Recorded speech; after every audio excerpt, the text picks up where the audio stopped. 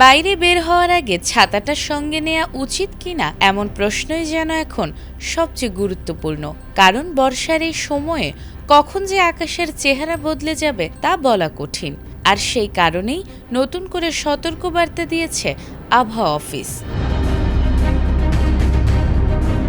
ঢাকা সহ দেশের কয়েকটি অঞ্চলের ওপর দিয়ে সোমবার ঝড়ো হাওয়া বয়ে যেতে পারে বলে জানিয়েছে আবহাওয়া অধিদপ্তর। একই সঙ্গে রয়েছে বৃষ্টি ও বজ্রবৃষ্টির আশঙ্কাও। সোমবার দেশের অভ্যন্তরীণ নদী বন্দরগুলোর জন্য দেয়া সতর্কবার্তায় বলা হয়েছে ঢাকা, খুলনা, বরিশাল, পটুয়াখালী, কুমিল্লা, নোয়াখালী, চট্টগ্রাম, কক্সবাজার ও সিলেট অঞ্চলের ওপর দিয়ে দক্ষিণ বা দক্ষিণ পূর্ব দিক থেকে ঘন্টায় ৪৫ থেকে ৬০ কিলোমিটার বেগে অস্থায়ীভাবে দমকা বা ঝড়ো হাওয়া বয়ে যেতে পারে।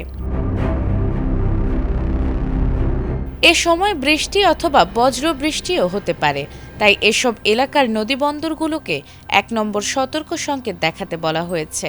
এছাড়াও আগামী কয়েকদিনও দেশের বিভিন্ন এলাকায় বৃষ্টির প্রবণতা অব্যাহত থাকতে পারে বলে জানিয়েছে আবহাওয়া অফিস। মঙ্গলবার সন্ধ্যা পর্যন্ত রংপুর, ময়মনসিংহ, খুলনা, বরিশাল, চট্টগ্রাম ও সিলেট বিভাগের অনেক জায়গায় এবং ঢাকা ও রাজশাহী বিভাগের কিছু কিছু স্থানে বৃষ্টি বা বজ্রবৃষ্টির সম্ভাবনা রয়েছে।